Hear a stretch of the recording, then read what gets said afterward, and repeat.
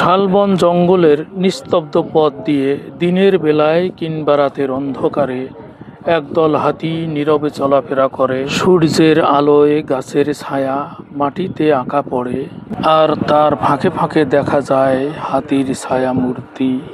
পথচারীরা সন্ধ্যার পর এই রাস্তায় চলাফেরা এড়িয়ে চলে, কারণ হাতির দল হঠাৎ করে সামনে চলে আসতে পারে। মাঝে মাঝে হাতির ডাক আর গাছ ভাঙার শব্দ গভীর রাতে জঙ্গলে গুঞ্জন তোলে। এই রাস্তায় বন দপ্তরের সতর্কীকরণ বোর্ড লাগানো আছে, রাতে হাতির চলাচল, সাবধানে চলুন।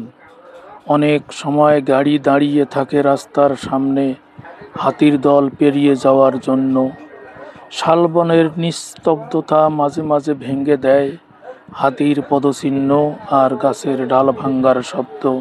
গ্রামের লোকেরা জানে কখন হাতির দল আসবে, তারা সেই সময় আলো নিভিয়ে চুপচাপ থাকে।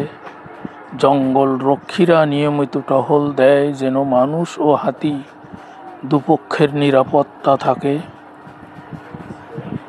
এই দৃশ্য যেমন ভয়ঙ্কর, তেমনি প্রকৃতির এক রহস্যময় রূপ। জঙ্গলের গভীরে হাতির মিছিল।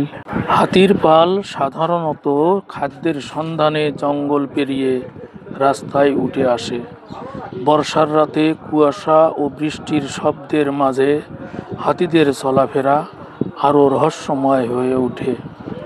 শালবনের শুকনো পাতার উপর দিয়ে হেঁটে গেলে হাতিদের ভারী পায়ের আওয়াজ চারপাশে ছড়িয়ে পড়ে।